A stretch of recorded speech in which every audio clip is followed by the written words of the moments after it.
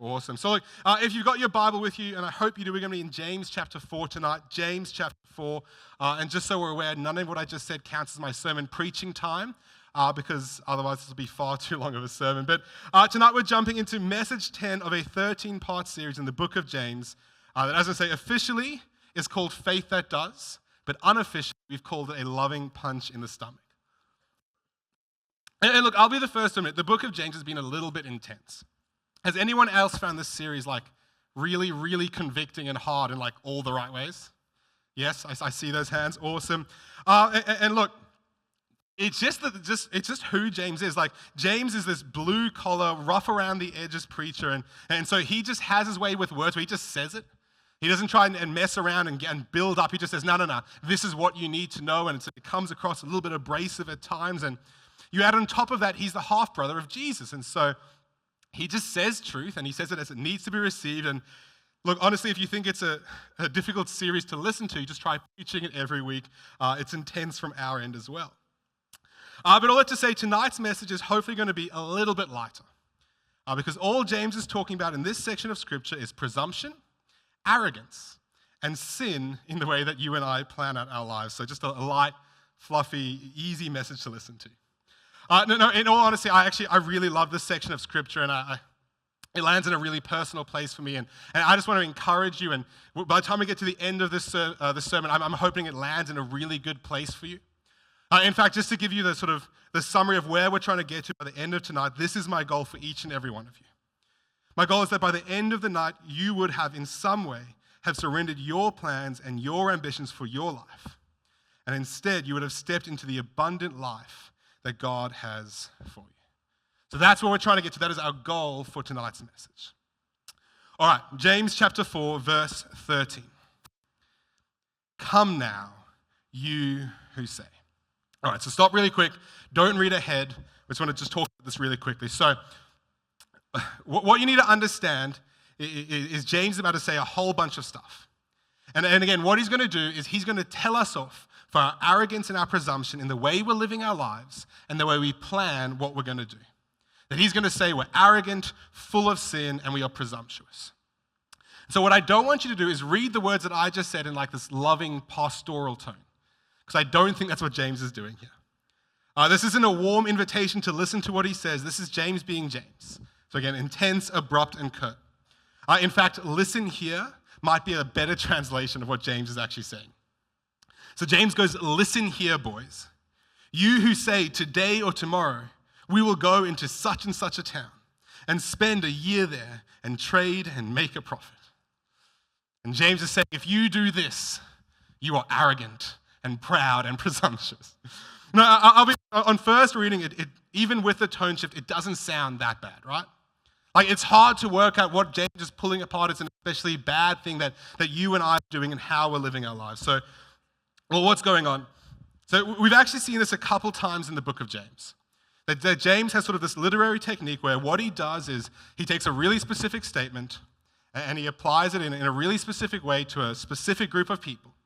And then right when you're at the part where you're like, yeah, you get him, pastor, you tell off those specific people for their specific sin, and I'll just sit here, he turns around and he uses general language to apply generally to all of us.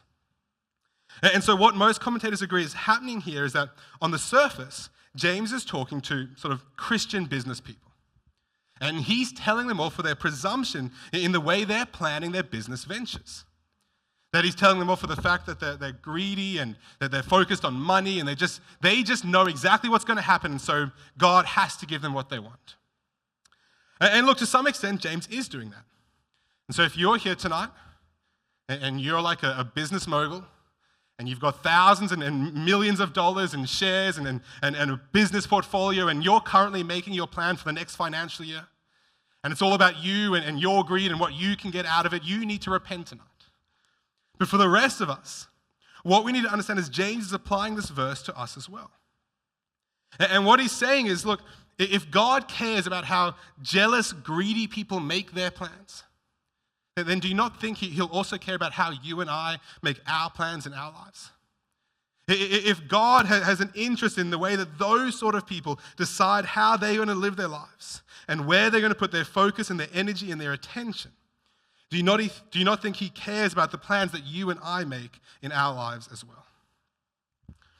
See, church, what we need to understand is when we surrender to the lordship of Christ, when we become a Christian, it should change everything about everything in the way we do things. In fact, that's actually what the whole book of James is all about. That God steps into your life, he transforms you from the inside out, you're made a new creation, and then because of that, the things you do should be different. Henry, if you want to pull my gain down a little bit on the mic, it's a bit boomy from my end. Thanks, mate. That faith doesn't just feel, faith does. And so as a Christian, the way you speak should be different. The way you deal with money should be different. Your sex life, your arguments, your good deeds, all of it should look radically different because Christ has stepped into your life and changed you from the inside out. And what James is doing here is he's saying, yeah, and the same is true for how you make your plans. That if you have a plan to go somewhere, spend some time there, do a thing, and achieve some results as a result of that, God actually wants to say in that part of your life. That God wants to speak into your plans. And honestly, I think a lot of the time we don't really like that. Because they're our plans for our life. And we want to do the things that we want to do. And so we'll consider a whole bunch of things when it comes to how we make our decisions. We'll consider our finances and our family and where we want to live and the job we have. And somewhere along that line, we'll squeeze God into it.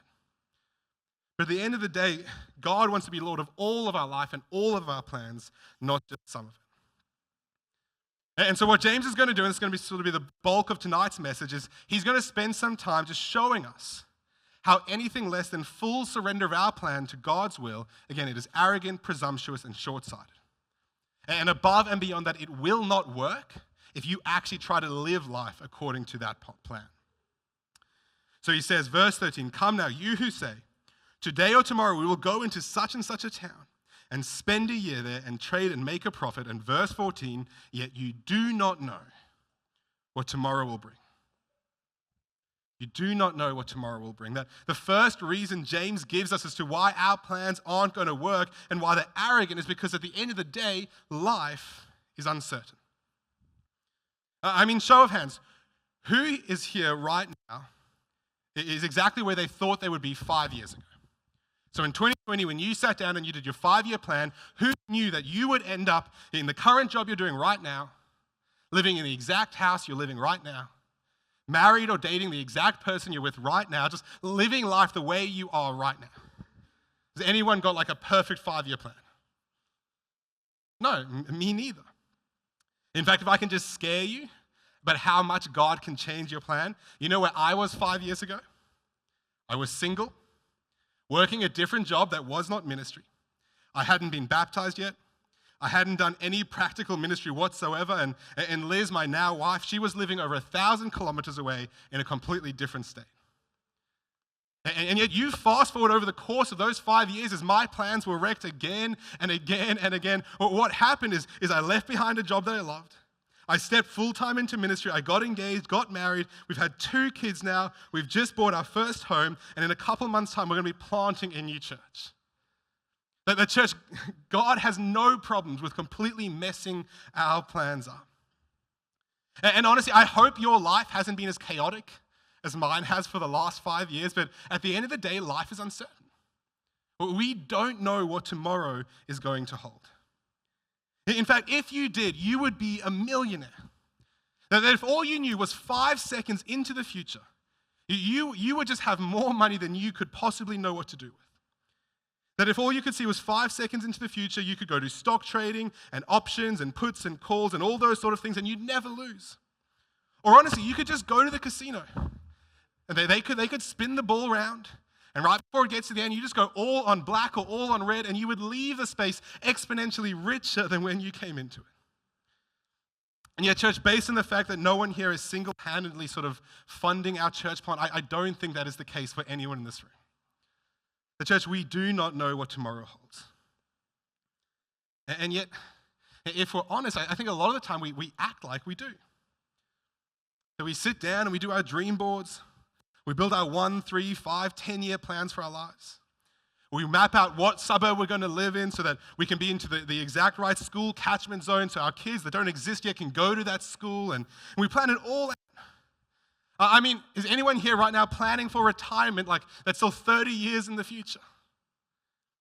In fact, I actually recently discovered this, but guys, if you're married, did you know your wife probably had a Pinterest account, a Pinterest board, exactly planning out what her wedding was going to look like years before she ever met you?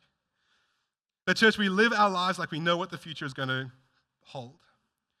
And James is saying, yeah, that's arrogant. It's presumptuous. How in the world can you act like you know what the future is going to hold? How can you presume to understand what the sovereign king of the universe is going to give you tomorrow, let alone in 10 years' time? And see, what we need to understand is God isn't against planning. Don't hear me wrong. God is not against us making plans for the future and trying to achieve them. In fact, if you go away and read the book of Proverbs, you will see it is full of instruction telling us to do just that. That Proverbs 21:5 says, the plans of the diligent lead surely to abundance, but everyone who is hasty comes only to poverty. Proverbs 15:22 says, without counsel plans fail, but with many advisors they succeed.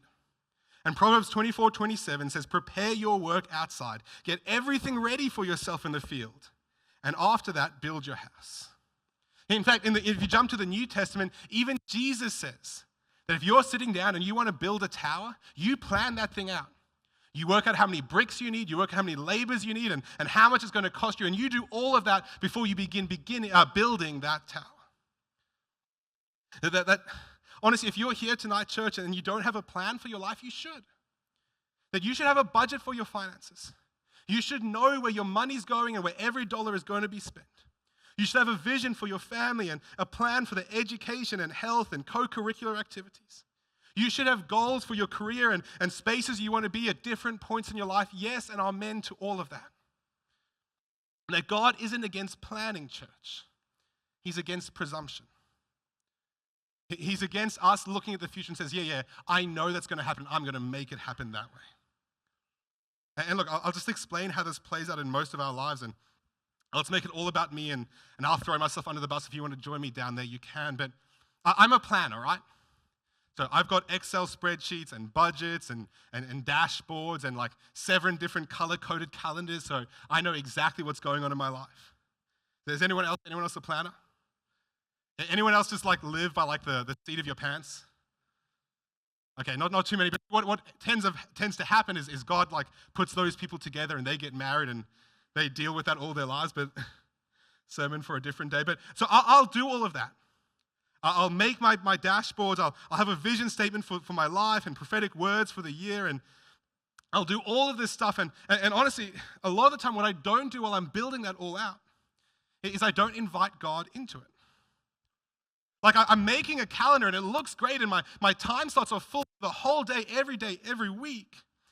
But I never stop and say, God, is this where you want me spending my time this week? I'll be building a budget for our family and it makes sense and it balances out in the end, but I never stop and say, God, is this how you want me spending your money? That we'll do all these things, church, and it'll look really good and we'll be really organized and planned, but we'll never invite God into that space. And honestly, you do realize it's all just guessing anyway. Like some of us are better at guessing what our plans are going to actually be and others are, but it's just guessing. And it just kind of hit me this week, church, but can you imagine how foolish that looks to God? That we have access to the King of the universe, the one who spoke time into being, who preordained everything that is going to come to pass, who was there at the beginning when time was spoken into existence, and he'll be there at the end when it comes grinding to a halt. And God sees everything. He knows everything. And yet we're building our plans and we're filling out our diaries, and we never stop and ask him, God, is this how you want things to play out? And just the picture I had in my mind this week as I was prepping this message is like we're sitting there making our plans, and God's just there, and he's sitting over our shoulder. And God's a gentleman, so he'll never step into a place that he hasn't been invited, but it's like God is sitting over our shoulder going, oh, that's a good plan for the year, but you haven't considered the fact that in April, I'm going to bring that new person into your life. And you're going to have to radically change what you thought you were doing so you can invest into that relationship. Or you haven't considered in May where I'm actually going to open a new door for you. And you're going to have a new job and it's going to involve you moving house and changing what you thought you were going to do. Or and this one just hit home for me this week, but you haven't actually considered that you're going to plant a church this year. And it's going to be in this area and I'm going to ask you to move and shift things around in your life because I'm doing a new thing there. The church, what happens is life is uncertain. And so because of that, what we have a tendency to do in our lives is we get presumptuous with how we make our plans. And so look, now this is the part of the sermon where I give you the solution to that. Right? I tell you what you need to do as a result of this issue I've just raised, but honestly, this is a bit of a weird sermon because I don't know how to land this in your life. I don't know what it looks like for you to fully surrender everything you have into God's sovereign hands and say, God, you take the wheel and you guide me. But church, can I just tell you some really good news? God is never surprised. He's never been caught off guard.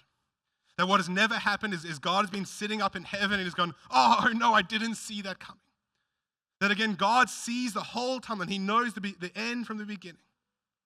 And so what that means is when it comes to how we can go to him and how we can present our plans to him is yeah, we may not know the future, but we know the one who holds the future in his hand.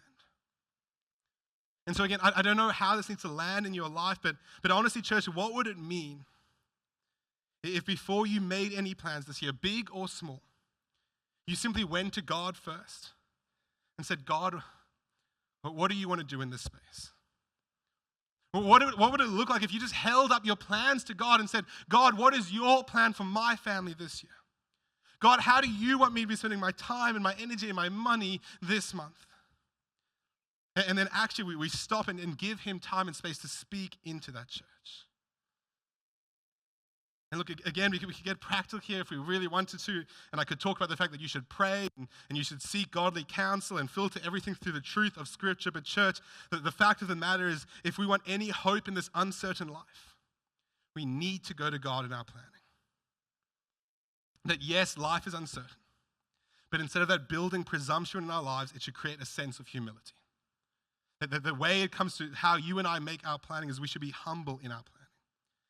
That we make plans, but we hold them lightly. Or to quote one pastor I heard this week, we write our plans in pencil, and then we give them over to God, and we give him a pen and an eraser, and we let him change however he wants to do. And so that's the first issue that James raises in how you and I make our plans. And he goes on, verse 14, What is your life? What is your life? And honestly, I could stop and preach a whole sermon on that, but what is your life? What are your plans? What are your purposes? What gets your time and your energy and your focus? For you are a mist that appears for a little time and then vanishes. And I'm just here going like, thanks, James. What like a positive and uplifting statement for me to have to preach on. The church, not only is life uncertain, not only do we not know what tomorrow brings, but life is brief as well. And see, the analogy that James is using here to get this idea across is he says, life is like mist. And what he doesn't mean is like the mist you see hanging around in the morning. You know, when it's there, you're driving to work and it sticks around and it hovers there for ages. The word there is atmos, and it's more like smoke or vapor. I mean, you know how we've had a bit of a cold snap over the last couple of weeks? And like, honestly, I hope you enjoyed it because that's our 4 days of winter come and gone. And you know, if you wake up in the morning and you go outside and it's cold and you can breathe, and like this vapor forms in front of your mouth. That's the idea of what James is trying to get a hold of here. And look, if you want a fun fact with this, if you want to know where people were raised and where they were brought up, just look at how they respond to that.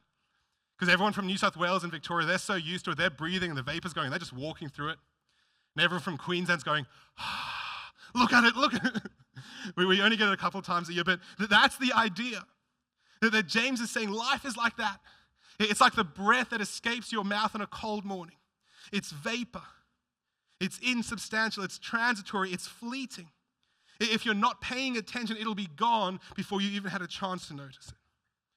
That you breathe it out. and in a second it's gone.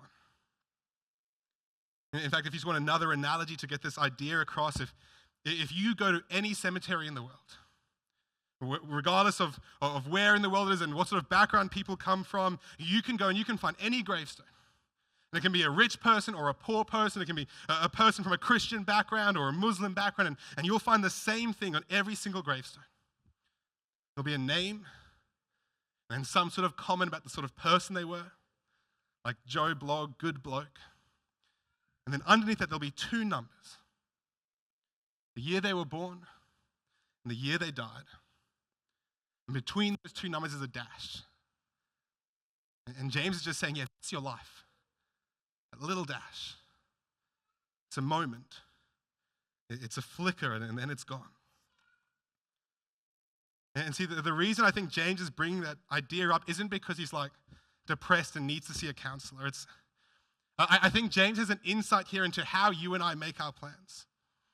And what he understands is that because life is really, really short, we can have this tendency to get short-sighted in how we make our plans. And we're going to talk about this more next week because James is going to take this idea and he's going to apply it to money. And he's going to say, hey, you look at money like it's going to last forever, but it's all going away when the world is made anew. And honestly, just buckle up for that because next week's going to be a doozy. But I think a lot of the time when it comes to how you and I plan out our lives, we do the exact same thing. That we act like we're going to be here on this earth forever. That we treat temporary things like they're going to last forever. And we treat eternal things like they hardly matter at all. That we make our plans like that dash is the most important thing in this world. And James is just going, no. This life is brief. This life here on the earth, this one and only life you get before you step into eternity, it is really, really short. But then after that, all of eternity stretches out before it. In fact, the only reason it feels short at all is because there's millennia that are going to take place after it as you step into eternity. In fact, there's actually this great Francis Chan sermon. And in the sermon, he pulls out this massive rope, and we didn't have a rope in the church, so we've got a hose, so use your imagination. But he pulls out this massive rope, and he's got it down the aisles, and it's wrapped around the chairs and up on stage and everywhere, and he says, look at this. This is your existence. That it goes on and on and on and on for infinity. And at the end of his rope, he's got tape. He says, and this bit here, that's your life here on this earth. It's short.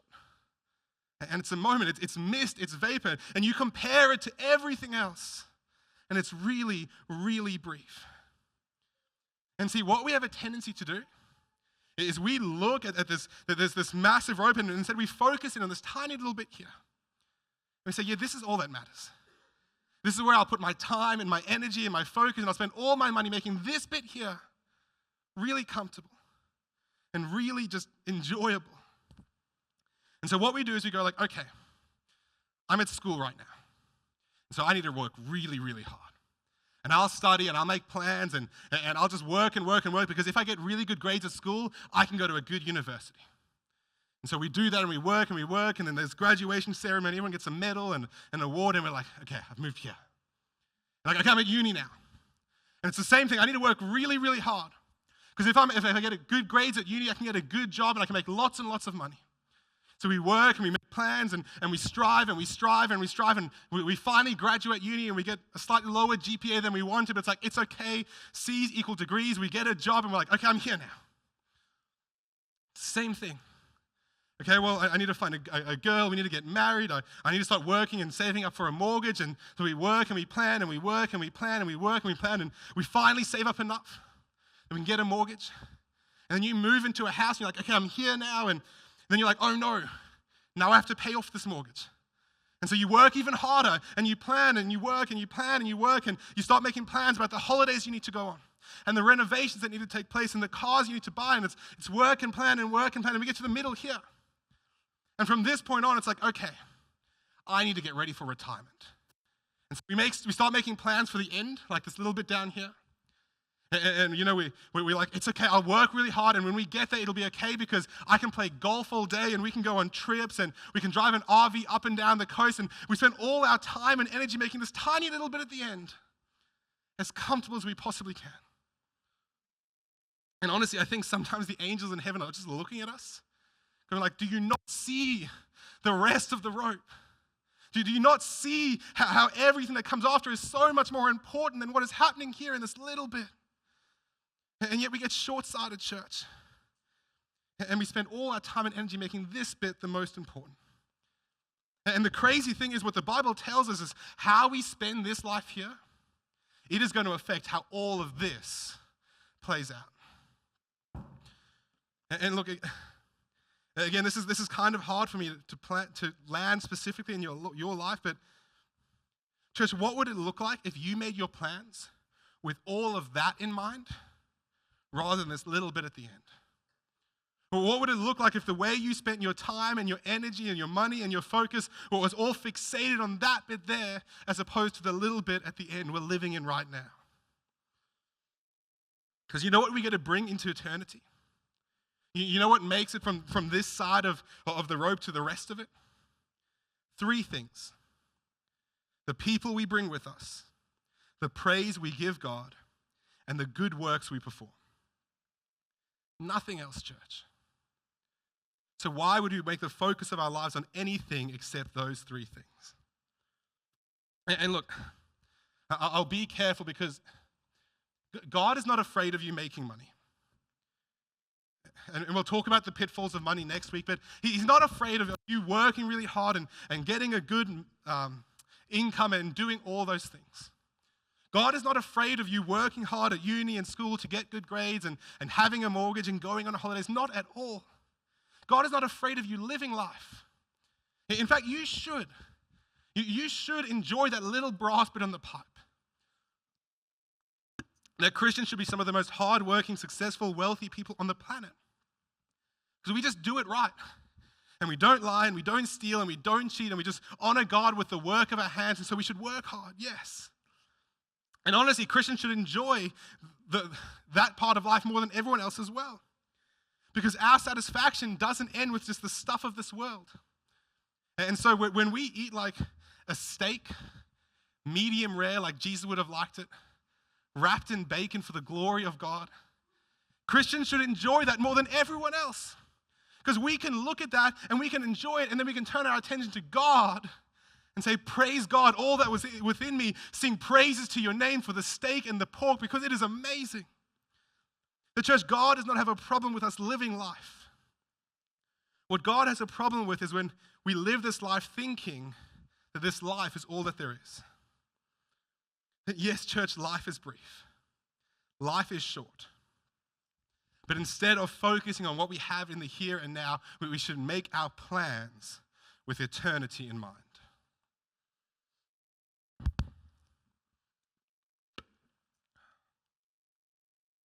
All right, so one last point in this verse, and then we'll move on, and I'll move a little bit quicker from here. But let me just read the verse again.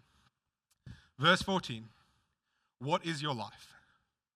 For you are a mist that appears for a little time and then vanishes.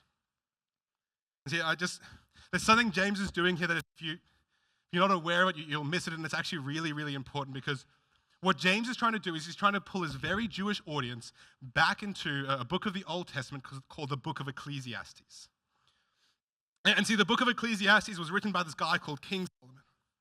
And he's the wisest man that ever lived. And all he's trying to do in the book of Ecclesiastes is just answer the same question that James is asking here. What is life? What is the point of life under the sun? In other words, if this life is all there is, if there's no eternity we're stepping into, what are we supposed to do in the here and now? And then 38 times in the book of Ecclesiastes, he gives the exact same answer. The Hebrew word hevel. Say hevel for me. Hevel, okay. It's like a guttural H. You need to like spit on the person in front of you as you say it. It's like hevel. There we go. Yeah, Hebrew scholars now. And see, the word hevel, it gets translated a whole bunch of different ways. But more often than not, translators go with something like vanity, futility, pointless, meaningless, or emptiness. In fact, the book of Ecclesiastes actually starts with Solomon saying, meaningless, meaningless. Everything is meaningless. That Solomon looks at life and he's like, what the havel is going on here?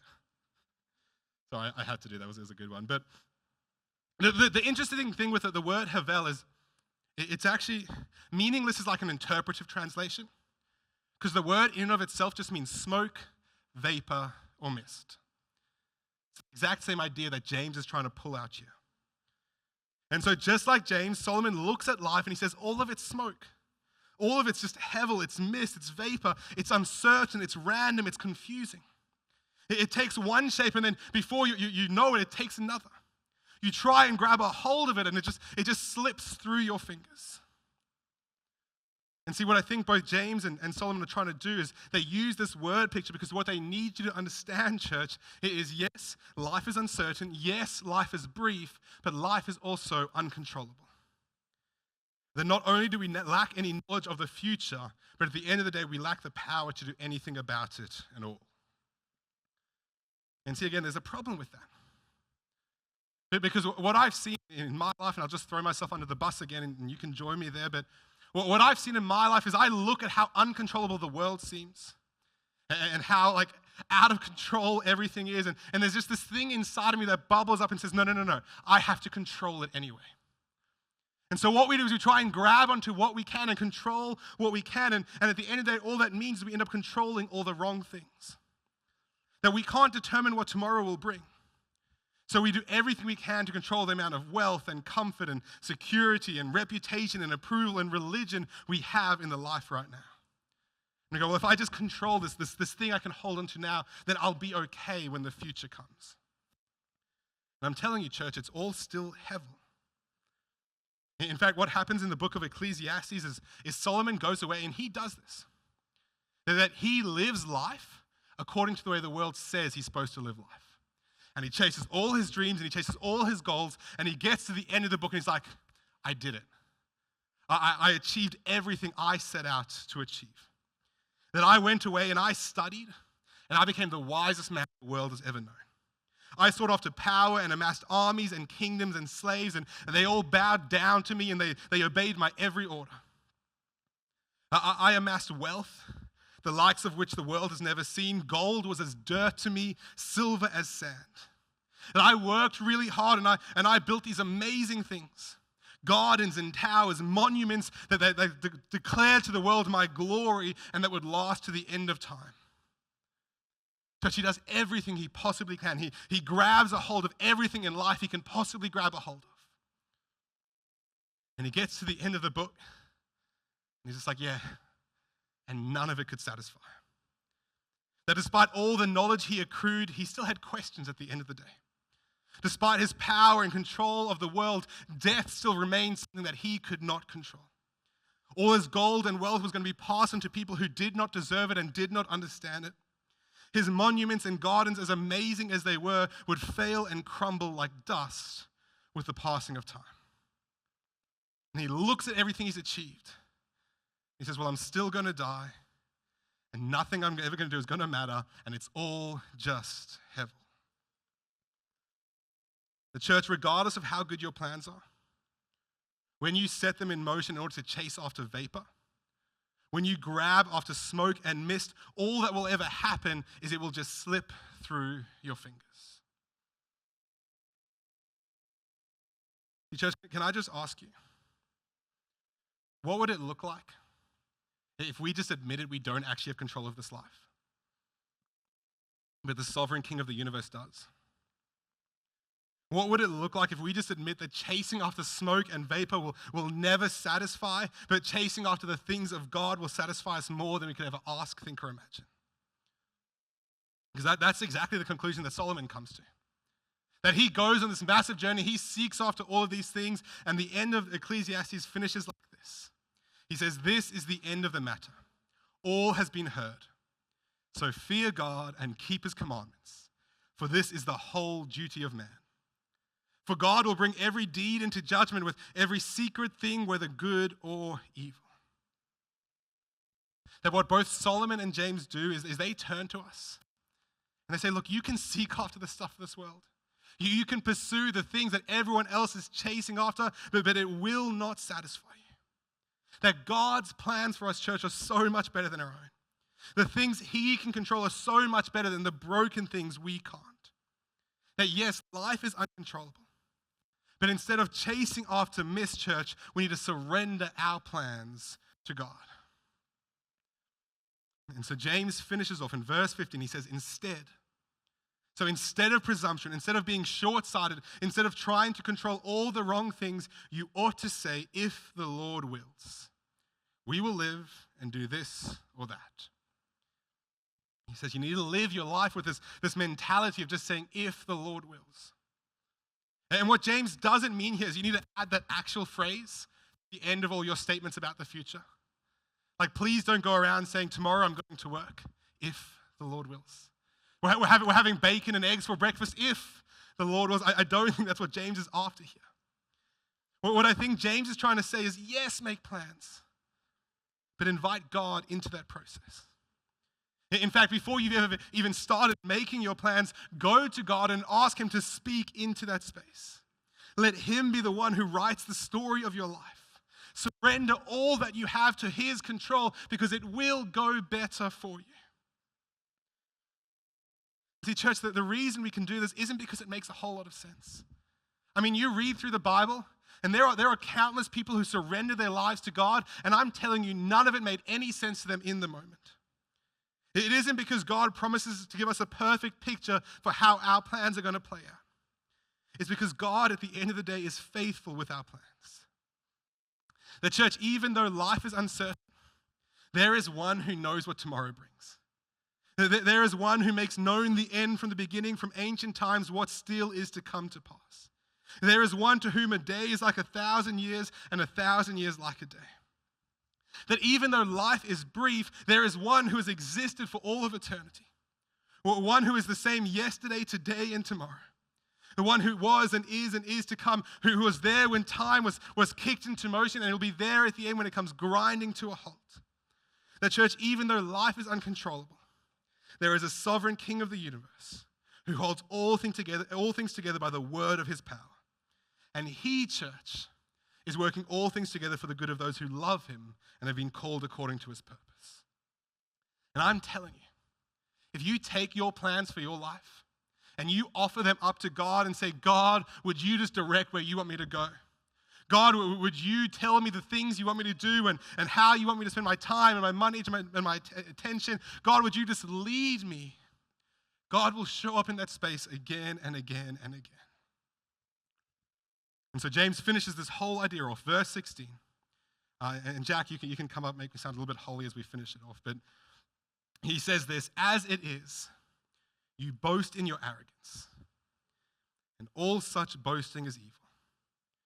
In verse 17, so whoever knows the right thing to do it and fails to do it, for him it is sin.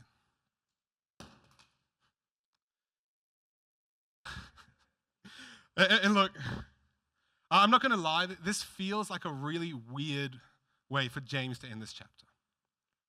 Because this verse is normally used to address a topic called sins of omission.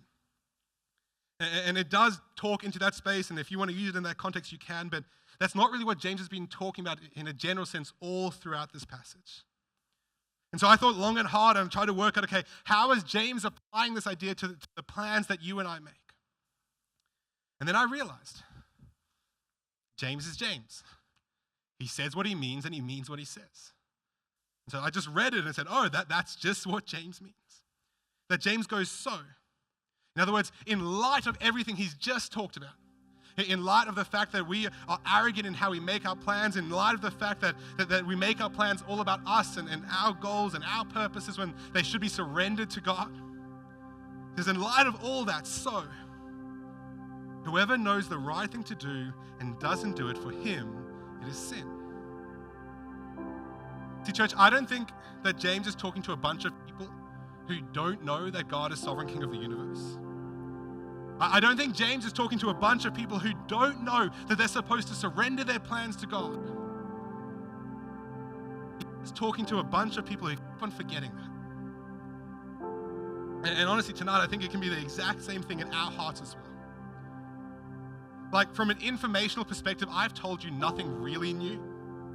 In fact, I've actually preached parts of the sermon before, and I stole the whole analogy from Francis Chan that you knew this stuff before I got up here and said a word. And yet, church, we forget. We forget that God is supposed to be the one writing our story. We forget that God is supposed to set in purpose our plans and then show us the ways that He wants us to go. And so, because of that, we just choose our own paths. And we walk our own direction. And what I think James is saying here is like, okay, now that I've reminded you, now that I've told you this, if you know what God's plan is for your life and you don't do it, that's a sin for you. That when God tells you what He wants you to do, you're supposed to respond to it. And see, the reason I bring this up and the reason I've talked into this with such passion and emotion tonight is because honestly, this is my story. And I joked about the fact that in the last 5 years, my life has been completely turned upside down and God changed me the direction of where I thought I was going to go. But honestly, if you go back another couple of years before that, we're looking at like 7, 8 years ago, what probably would have happened is you would look at my life in that moment and you would probably go, like, he doesn't know Jesus. He doesn't really have a relationship with the living God. There's no way in the world God could ever use him to be a pastor, let alone anything else that God is calling me to do. And like I was reflecting on it this week, church, and honestly, I was living life the way I wanted to live it. I was doing the things I wanted to do, seeking after the same things as everyone else, and doing the exact same things that everyone around me was doing. And I was living for my purposes and my plans. And really, it was just all about money, pleasure, comfort, and making the most out of my little end of the rope. And then God just did a thing in my life where He completely wrecked all of my plans.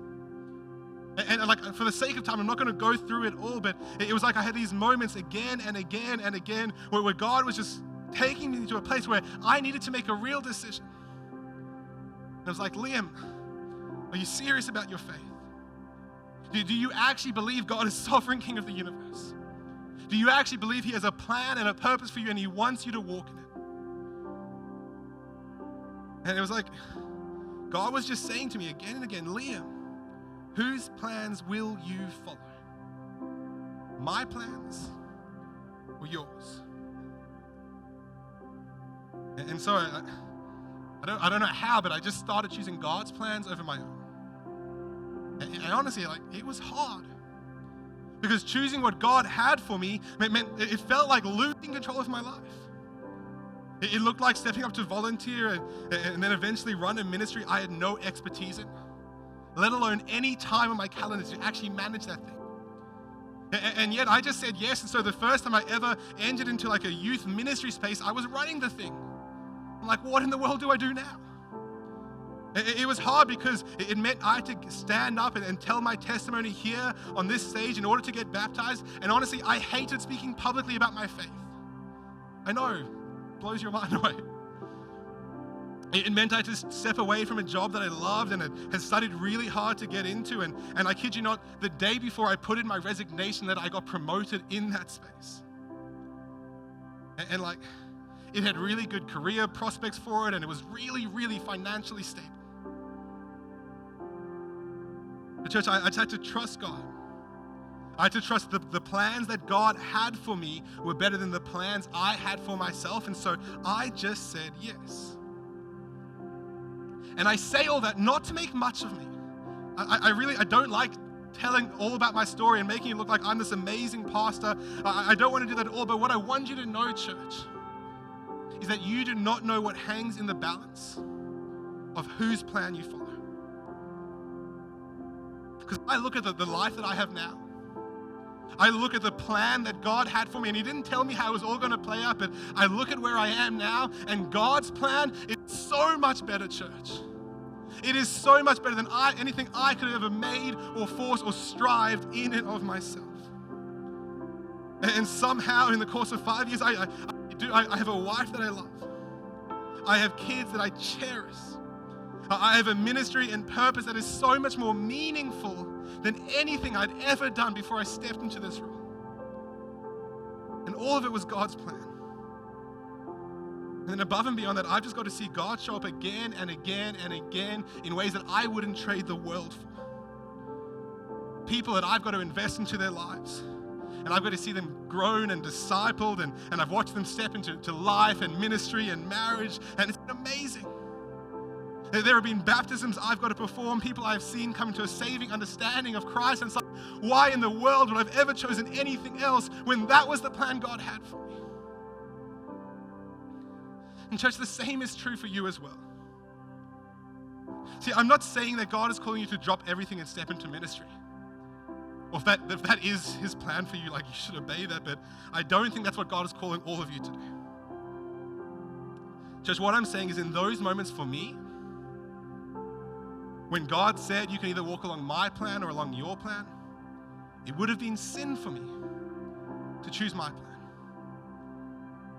And at the end of the day, it was so much better to choose God's plan anyway. And so can I just join with James tonight, Lord, tonight, church, and just say, don't waste your life. Don't follow the same plans that everyone else is following. Don't do life the way the world is saying you're supposed to do life. Let the sovereign King of the universe be the one who directs your steps. Let him make his plan for you. And so I'll just finish with this last question, and you can tell my pastor because I've said that like 3 times, but this question will wreck your life. If you let it, church, this question will absolutely ruin you. And here it is. If you could do one thing for the glory of God, and you knew it would not fail, what would it be? That's it, church. And I promise you, you let that question sit on your heart for a while. You pray about a question like that. You give God space to speak into a question like that and see if he does not show up with a resounding answer for you in particular. A plan and a purpose that he has set apart for you since before the beginning of time. A life that he has for you that is so much better than anything you could have ever come up with on your own. And again, that thing for me, if I could do one thing for the glory of God and I knew it wouldn't fail, it would honestly be doing something like this. It would look something like planting a church, discipling a people, and spending the rest of my life helping people discover and deepen a relationship with Jesus. But that's not what it is for you. So church, you need to work out what the answer to that question is for you. And then once you've got a glimpse of maybe what that could look like, once God has spoken into that space, you need to ask the next logical question. So why am I not doing it yet? Or why am I not directing all of my life to pursuing the thing that God has put me here on this earth for? And again, church, I'm promising you, God has a plan for your life. He has saved you and redeemed you for a plan and a purpose. And my heart and God's heart is that you would simply walk in that for all the days of your life.